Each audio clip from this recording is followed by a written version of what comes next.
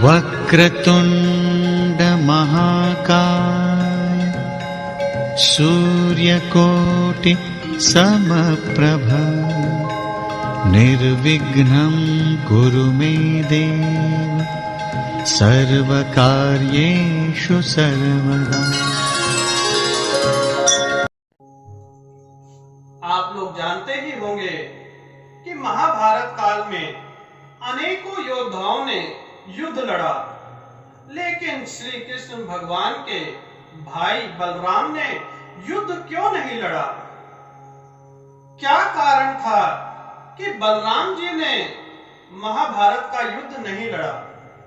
आप जानते हैं कि यह कौन है? जहां पर भगवान श्री कृष्ण होते हैं वहां पर उनके शेषनाग बलराम जी उनसे पहले जन्म लिया था और इनके बड़े भाई भी हैं। लेकिन क्या कारण था? किस कारण के वजह से इन्होंने महाभारत काल का युद्ध नहीं लड़ा?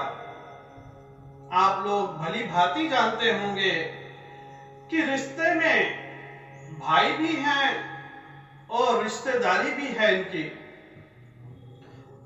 तो जहां तक आपको ज्ञात होगा कि बलराम जी ने महाभारत का युद्ध इसलिए नहीं लड़ा कि वह ये नहीं चाहते थे कि उनके हाथों ही अपने ही कुल का नाश हो। इस कारणवश उन्होंने श्री कृष्ण से कहा कि दोनों ही अपने हैं और मैं किसके खिलाफ युद्ध लड़ूं? भीम को भी और दुर्योधन को भी मैंने गदा सिखाई, दोनों पूर्ण हैं।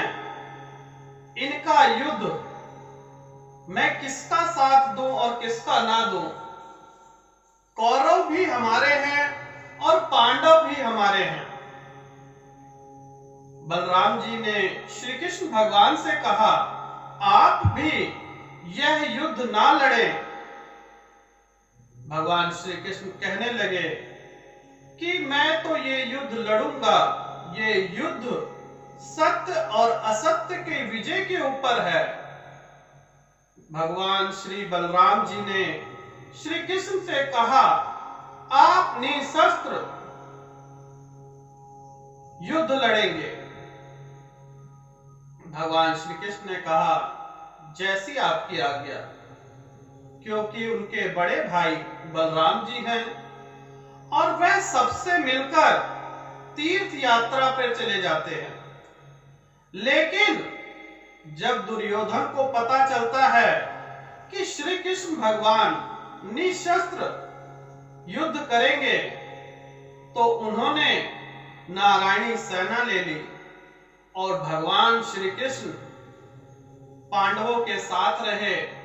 और आप जानते हैं उन्होंने कोई भी अस्त्र इस्तेमाल किए बगैर महाभारत का युद्ध पांडवों को जितवा दिया। बुद्धि से, चतुराई से और माया से। और जहां पर भगवान होंगे वह युद्ध हार ही नहीं सकते। तो यह कारण था कि बलराम जी ने महाभारत काल का युद्ध नहीं लड़ा। उनके भाई श्री कृष्ण भगवान ने निशस्त्र महाभारत का युद्ध लड़ा और जीते भी। जीत किसकी हुई? सत्य की। और जहां पे सत्य है वहीं पे भगवान विराजमान है। तो जहां पर भगवान है वहीं सत्य है। नारायणी सेना लेकर भी दुर्योधन युद्ध हार गया क्योंकि वह असत्य की साथ दे रहे थे और भगवान श्री कृष्ण सत्य का। जहां भी सत्य होगा सत्य की विजय तो होनी ही होनी है। आप भी सत्य की राह पर चले तो विजय आपकी भी होगी। तो बोलो ओम नमः शिवाय या ओम नमो नारायण। ये विष्णु भगवान का मंत्र है, निरंतर जपेंगे तो कल्याण होगा।